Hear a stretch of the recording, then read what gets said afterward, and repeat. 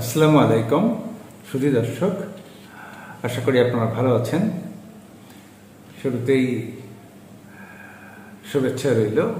আমরা আজকে আলোচনা করব mergerization and alternatives to the context of Bangladesh, অর্থাৎ একীভূতীকরণ এবং তার বিকল্প বাংলাদেশের প্রেক্ষাপটে।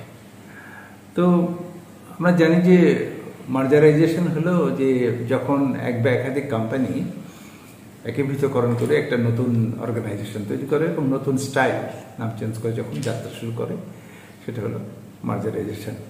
তো বিগত সরকার চলে যাওয়ার পর এই যে ব্যাংক খাতে ব্যাপক লুটপাট এবং অনিয়ম, বিভিন্নভাবে লোন টোন, সেই 1,80,000 কোটি থেকে এখন 8,00,000 কোটি টাকা ব্যাড লোন হয়ে গেছে। এগুলো হওয়ার পরেও বাংলাদেশ ব্যাংক যথাসাধ্য চেষ্টা করার পরেও 5টা ব্যাংকে আসলে আর কাম ব্যাক করাতে পারেনি, ব্যাপক লিকুইডিটি সাপোর্ট দেওয়ার পরেও।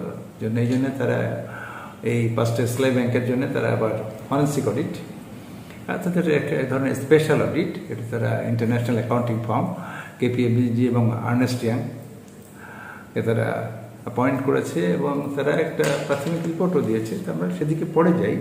তা এটা হলো যে আমাদের যে আলোচনার মূল বিষয় যে মার্জারাইজেশন অল্টারনেটিভস, অর্থাৎ মার্জারাইজ না করে আমরা বিকল্প কি করতে পারতাম বা কি করতে পারি। আমাদের আলোচনার বিষয় হলো মূলত সেটা। আমরা যদি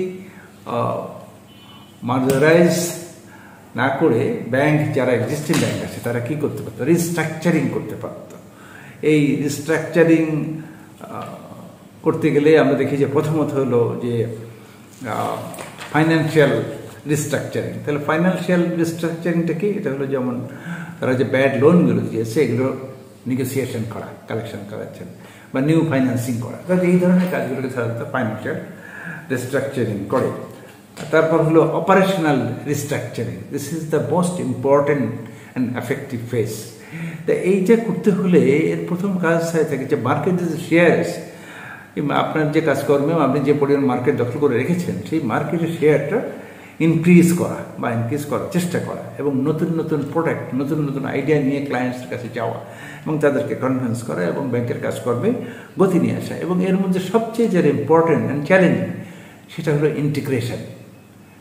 যে ব্যাংকগুলো চলতে পারছে না তারা ইন্টিগ্রেশন করতে পারে, অর্থাৎ এরিয়া ভিত্তিক কিছু ইন্টিগ্রেশন করে ব্রাঞ্চগুলো কমিয়ে আনা, তাতে হবে কি জনবল কিছু ছাঁটাই করা এবং এফিসিয়েন্ট লোকজন রাখা, তাতে ব্যাংকের পারফরমেন্সও বাড়তে পারে। এবং এই ধরনের কাজের মানে যেটা মূল লক্ষ্য থাকে সেটা হলো পারফরমেন্সের সাথে সাথে রিডিউসিং কস্ট, ইমপ্রুভিং এফিসিয়েন্সি এবং ভালো মানে গুড গভর্নেন্সের কথা আমি ঠিক বলবো না, মানে ভালো কর্পোরেট ম্যানেজমেন্ট গড়ে তোলা। এগুলো অল্প, যেহেতু যখন তাদের আওতাটা কমে আসবে এবং মানে আজেবাজে লোক বাদ দিয়ে শুধু দক্ষ লোকজন দিয়ে চালানোর চেষ্টা, সেই জন্য তারা অপারেশনাল রিস্ট্রাকচারিংটা দেখতে পারে। আর একটা joint venture. Joint venture restructuring হলো ইট ইজ নাইদার লিকুইডেশন নর মার্জারাইজেশন, অর্থাৎ এইটা একেবারে অবসায়ন না আবার একীভূতীকরণও নয়, বরং তারা একটা কারোর সাথে একটা জয়েন্ট ভেঞ্চার করবে যে তারা তাদের থেকে নৈতিক সাহস নেবে, তাদের থেকে স্কিল বাড়ানোর জন্য হেল্প নেবে, তারপরে পলিসি মেকিংয়ে হেল্প নেবে বা এবং লিকুইডিটির দরকার হলে হেল্প নেবে। এগুলো একটা সাময়িক মানে খারাপ অবস্থা থেকে একটা সাময়িক হেল্প নেওয়া, এই ধরনের জয়েন্ট ভেঞ্চারও তারা যেতে পারে। আর একটা হলো আউটসোর্সিং রিস্ট্রাকচারিং। আউটসোর্সিং রিস্ট্রাকচারিং সাধারণত এটা থার্ড পার্টি দিয়ে করানো হয়। যেমন ধরেন যে সমস্ত ব্যাংকের পুরনো কর্মচারীরা বিভিন্ন ক্লায়েন্টকে লোন টোন দিয়েছে, তারা অনেক সময় তাদের সাথে ইনভলভ হয়ে যায় এবং তাতে হয় কি এই লোনগুলো কালেকশন করা বা ক্লাসিফিকেশন করা বা এজিং করা বা কালেকশন করা বা রিকভারি করা, যাই বলেন, এগুলো করতে গেলে তারা অনেক সময় তাদের সম্মুখে যেগুলো পেরে ওঠে, এই জন্য আপনি থার্ড পার্টি অ্যাপয়েন্টমেন্ট করবেন, তারা আপনাদের হয়ে এই কাজগুলো করে দেবে। কারণ যেহেতু তারা নিউ এবং তাদের তো ওই ক্লায়েন্টের সাথে সম্পর্ক রাখার দরকার নেই, যে কাজটা দরকার তারা সেইটুকুই করবে। কিন্তু এই ধরনের কাজ এই স্ট্রাকচারিং করার পরও যদি ব্যাংক কাম ব্যাক করতে না পারে, তাহলে অথরিটি বা বাংলাদেশের হাতে Bangladesh bank, central bank, ministry of finance হোক আর সেন্ট্রাল ব্যাংক হোক, তার হাতে কী থাকে? দুটো জিনিস থাকে, একটা হলো লিকুইডেশন আর একটা হলো মার্জারাইজেশন, অর্থাৎ হয় কোম্পানি বা ব্যাংকগুলোকে অপসায়ন করে দেওয়া অথবা একীভূতিকরণ করা। তা এই একীভূতিকরণ করা আর এই মার্জারাইজেশন করা, এটা করার আগে আসলে গভর্নমেন্টকে চিন্তা করতে হবে যে হুইচ ওয়ান ইজ বেস্ট, বা কোনটা ভালো বা কোনটা মন্দ। এই সবসময় দেখা যায় যে সমস্ত কোম্পানি সিভিয়ারলি এফেক্টেড, মানে সেই সমস্ত ব্যাংক বা কোম্পানিগুলো অনেক সময় বা মানে mergerization is not the best solution. এবং সারা পৃথিবীর ইতিহাস ঘেঁটে দেখা গেছে যে মার্জারাইজেশন করার পর প্রায় 80% কোম্পানি ফেল করেছে, আবার কিছু কিছু ক্ষেত্রে তারা সফল হয়েছে। তো এই যে আপনি যখন লিকুইডেশন করবেন, তো একটা কোম্পানি চিরতরে বন্ধ হয়ে যাবে এবং আপনার এমপ্লয়িগুলো জব হারাবে, কোম্পানিটা নাম নিশানা বসে যাবে বা ফাইন্যান্সিয়াল সেক্টরের পাতা থেকে, এবং তাদের যে অ্যাসেট আছে এগুলি তারা বিক্রি করে পাওনাদারদের টাকা বুঝিয়ে দেবে, বা এছাড়া আসলে তাদের কোনো বিকল্প থাকবে না। কিন্তু আপনি যখন মার্জার করবেন বা লিকুইডেশন যাই করে, এর মধ্যে মানে জড়িত থাকবে সেন্ট্রাল ব্যাংক, মানে জড়িত থাকবে গভর্নমেন্ট নিজে। এবং বাংলাদেশে যেহেতু গভর্নমেন্ট এই যে হাজার হাজার ক্ষুদ্র ডিপোজিটর যারা লাখ লাখ হাজার কোটি টাকা ব্যাংকে পায়, তারা যাতে বিপদে না পড়ে বা তাদের যাতে সিকিউরিটিটা থাকে, এই জন্য কিন্তু গভর্নমেন্ট এই ধরনের চেষ্টা করছে। এই হওয়ার জন্যই কি গভর্নমেন্ট ব্যাপকভাবে এর মধ্যে ইনভলভ হয়ে গেছে অলরেডি। তো এই ইনভলভ হওয়ার জন্য গভর্নমেন্ট কী করবে? Government should seek the advice from professionals, এই like chartered accountant, accounting firm বা এইগুলো থেকে তারা যারা এগুলো ভালো বোঝে, মার্জারাইজেশন বা লিগাল এবং এই স্টেটমেন্টগুলো, যদিও তারা অলরেডি আর্নেস্ট ইয়ং এবং কেপিএমজি অ্যাপয়েন্টমেন্ট করেছে, তারা তাদের থেকে অ্যাডভাইসটা নিতেই পারে। এবং দেখেন যে এই দুইটা কোম্পানি কিন্তু অলরেডি পার্টলি একটা মানে সাময়িক একটা টেম্পোরারি প্রাথমিক একটা রিপোর্ট দিয়েছে। তাতে জানা গেছে যে এই 5টি ব্যাংকের ব্যাড লোন হলো 1,47,000 কোটি টাকা এবং তাদের অ্যাসেট এবং লাইবিলিটি ডিফারেন্স হলো 38,000 কোটি টাকা। এবং তারা এইগুলো যদি মানে এই 5টি ব্যাংক যদি মার্জার করে আবার নতুন স্টাইলে বা নতুন নাম দিয়ে মার্কেটে ব্যবসাটা তারা শুরু করে, তাহলে কিন্তু কি পরিমাণ ক্যাপিটাল লাগবে সেটা কিন্তু এখন করা হয়নি। এটা তারা কনসলিডেশন করার পর তারা ফাইনাল রিপোর্ট দিলে এটা বলতে পারে। কিন্তু জানা যাচ্ছে যে কেউ কেউ বলছে যে, আমি যতটুকু পেপার পত্রিকায় টুকটাক দেখেছি যে 27,000 কোটি এবং বিপরীত মতে যে 45,000 কোটি, অর্থাৎ 27 বিলিয়ন অথবা 45,000 কোটি। ইটস এ হিউজ মানি।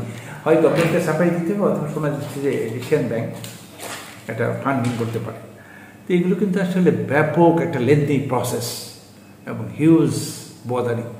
সে গভর্নমেন্টই করুক আর বাংলাদেশ ব্যাংকই করুক আর কনসালটেন্টরাই করুক, এটা কনসলিডেশন করা, আগে প্রথমে একটা অডিট করা, আগের অবস্থা রাখা, তারপর কনসলিডেট করা, কনসিডারেশন করে একটা অডিট করা, তারপরে এটা অপারেশনে যাওয়ার সময় যে সব ডিজিটালাইজেশনের যুগে সমস্ত কাজকর্ম ঠিক করা, it will take huge time and money. যারা কেউ তার কাজ আপনাকে ফ্রি করে দেবে, এবং তারপর যারা ক্লায়েন্ট তাদের ব্যাংকিং কার্যক্রম বন্ধ থাকতে পারে অনেক দিন, এর জন্য তারা আলাদা সাফারিং করতে পারে, ক্ষতিগ্রস্ত হতে পারে। যারা হয়তো টুকটাক ব্যাংক হয়তো ঠিকমতো সার্ভিস দিতে পারে না বা টুকটাক কাজ চালিয়ে নিচ্ছে। তো এই ধরনের কাজ আপনি লিকুইডেশন করলেও আপনার ব্যাপক ক্ষতি হতে পারে এবং মার্জারাইজ করলেও আপনার হিউজ ইনভলভমেন্ট হতে পারে। তো এই দুইটার মধ্যে কোনটা বেশি, কোনটা লাভজনক, সেইটা আপনি ঠিকমতো অ্যাসেসমেন্ট করবেন এবং ইভ্যালুয়েশন করবেন, কম্পারেটিভ ডাটা তৈরি করে যে আপনি কোন দিকে যাবেন, কোনটা এইটা করে একবারে কিছু ক্ষতি করে মানুষজনকে দিয়ে ব্যাংকগুলো বন্ধ করে দেবেন না আবার মার্জার করে চালাতে থাকবে। এবং আরেকটা কথা, এই মার্জারেশন হলেই যে সাকসেসফুলি এটা চলবে এটা নাও হতে পারে, সেখানে অলসো রিস্ক ইনভলভ থাকবে। কিন্তু আমরা বলি কি যে লিকুইডেশন বা মার্জার করার আগে যদি আমরা আরেকটা চিন্তা করি, সেই আরেকটা চিন্তা হলো যে আমরা যেহেতু এটা বাংলাদেশের মতো দেশ, আমরা এই যে বিদেশি আন্তর্জাতিক অ্যাকাউন্টিং ফার্মগুলো যে রিপোর্টটা দিচ্ছে তার উপর বেস করে, যেহেতু যারাই আসুক বিদেশ থেকে, আমরা যদি একটা টেন্ডার বা প্রপোজাল ওয়ার্ল্ড ওয়াইড পাবলিশ করি যে আমরা এই ব্যাংকগুলো হস্তান্তর করবো বা বিক্রি করবো, কেনার মধ্যে কেউ আছে কিনা। এটা আমি ওই যে বিদেশি অ্যাকাউন্টিং ফার্মগুলোর রিপোর্টের কথা বললাম এই জন্যই যে আসলে যারাই কিনতে আসুক তারা তো সরজমিনে ঘুরে ঘুরে ব্রাঞ্চ দেখবে, তারা আসলে কাগজ দেখবে, অডিট রিপোর্টটা দেখেই তারা সিদ্ধান্ত নেবে যে, এবং ওইটা যদি ফাইন্যান্সিয়াল স্টেটমেন্ট তাদের যারা আসবে তারা দে আর সো এক্সপার্ট যে ওই ফাইন্যান্সিয়াল স্টেটমেন্টের ফিগার দেখেই তারা বুঝতে পারবে যে ব্যাঙ্কগুলোর ওপিনিয়ন কেমন। এবং এটা তো বাংলাদেশি অ্যাকাউন্টিং ফার্ম, তাদেরও লিগাল মানে রাইট আছে, কিন্তু যেহেতু এই ওয়ার্ল্ডে 4 বিগ অ্যাকাউন্টিং ফার্ম আছে যে যাদের শুধু তারা যেমন তাদের রেভিনিউ কালেকশন হয় যে বাংলাদেশের টোটাল এক্সপোর্টের সমান। আপনি বুঝতেই পারছেন যে এমন 55 জন ডেলাওয়াইট আছে, প্রায় $55 বিলিয়ন তাদের রেভিনিউ।